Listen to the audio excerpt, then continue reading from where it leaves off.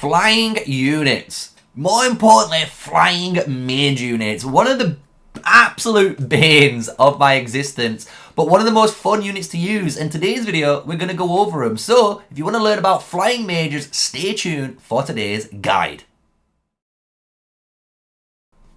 Hello, smash a like, comment and subscribe for more daily videos with me, MrSneakyy, an official Call of Dragons content creator. And we're here with flying mages, and we're actually going to break down a bunch of flying mage gameplay in various locations on the map and showcase, honestly, the power of flying mages. And this one is more of a big brawl one, and how having, honestly, 20, 30, 40 flying mages all together can cause a problem, honestly, because we look at this freeze frame right now and we break it down, we can see the flying marchers here, all from GG side, perfectly positioned in this murder ball. And the beautiful thing about this is they're allowed to now obviously attack these guys, as well as obviously move onto the territory.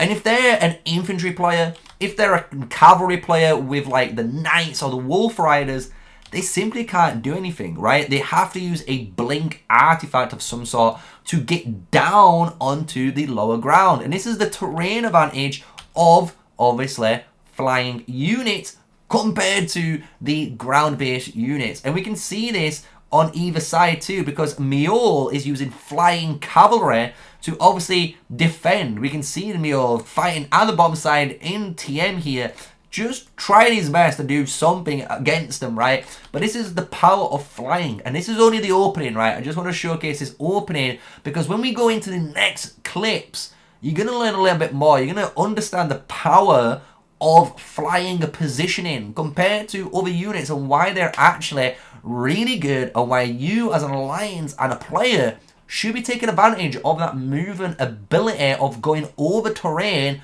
compared to other enemies.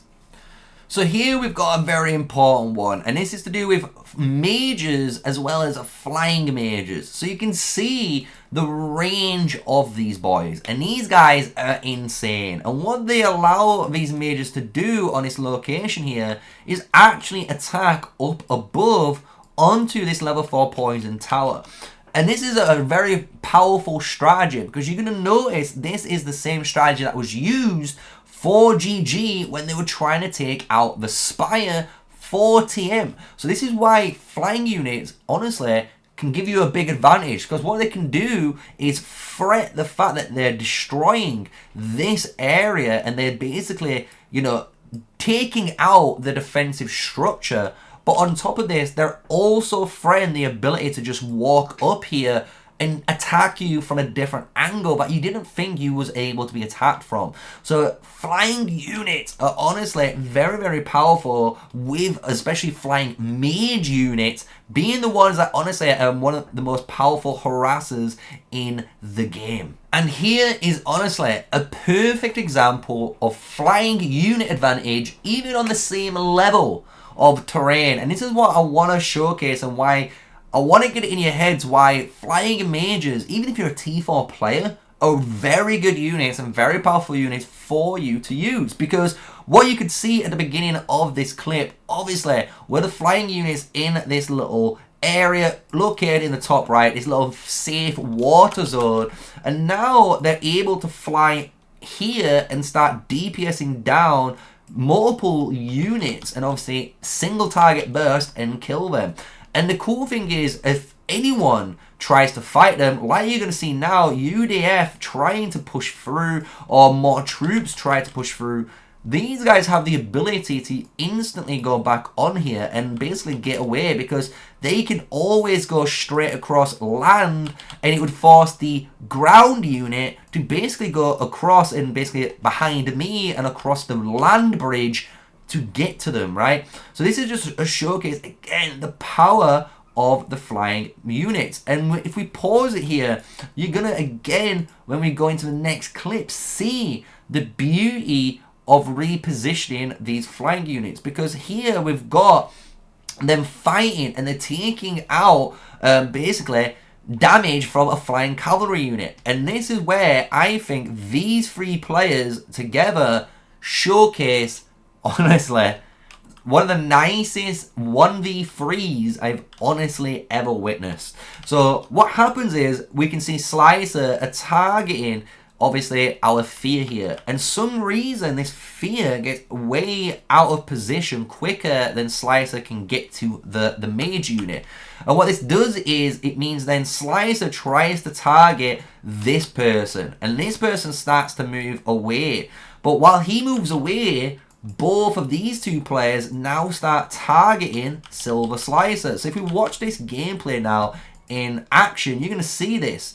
Look how beautiful this is. Like, he's trying to target him and he moves away. He tries to target this guy, he moves away. And the fact that they're moving away now, he's in a very bad position because he's been pulled out even further. And now look at all the other units here coming in to actually punish that cavalry player. And we can see this on both sides again, right? We saw them punish this Silver Slicer and get him out of the territory.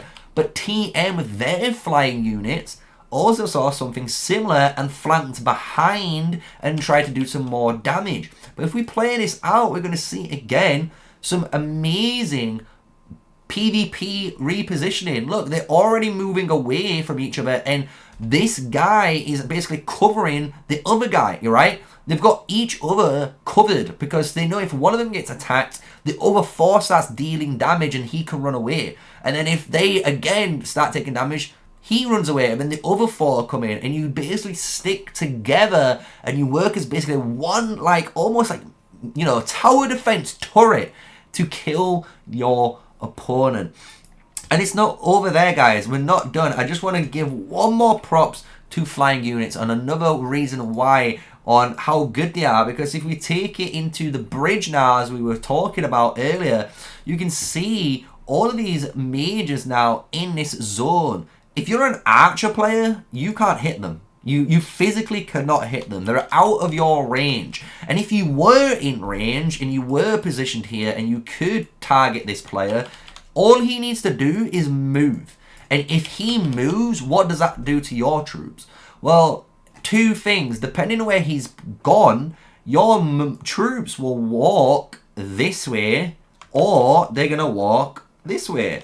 And by walking, you're not doing anything, meaning, again, anyone in range can now double hit you. This guy can come down and hit you, right?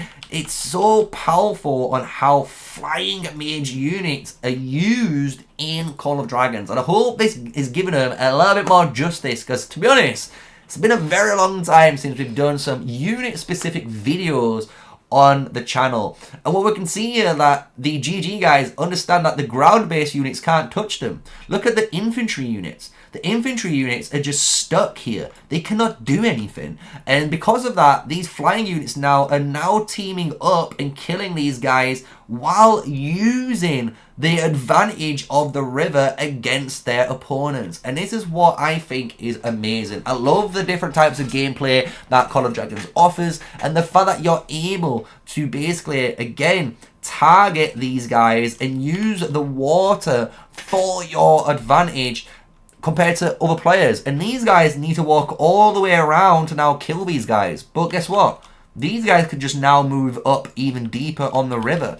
So we're going to see what they do, because you can see an infantry player not able, again, to do anything. And his infantry player is just stood here taking instantly free damage. And these guys are getting free merits. And this is what is the power of single target DPS, flying mages, in Call of Dragons. So if you want a reason to use flying mages, hopefully this video is giving you more of a reason to try them out and obviously enjoy the unit, because it's a very powerful unit, even though yes, you can get melted by cavalry if they do something similar, but the power of just being able to basically outplay ground-based units is just unmatched. And I hope you guys have learnt that from today's video here, even when you can see Mr. Holton Gaming just chilling out there. But I hope you guys have enjoyed today's video, and with that, smash a like, comment and subscribe, and until the next one, stay safe, stay sneaky, and peace out.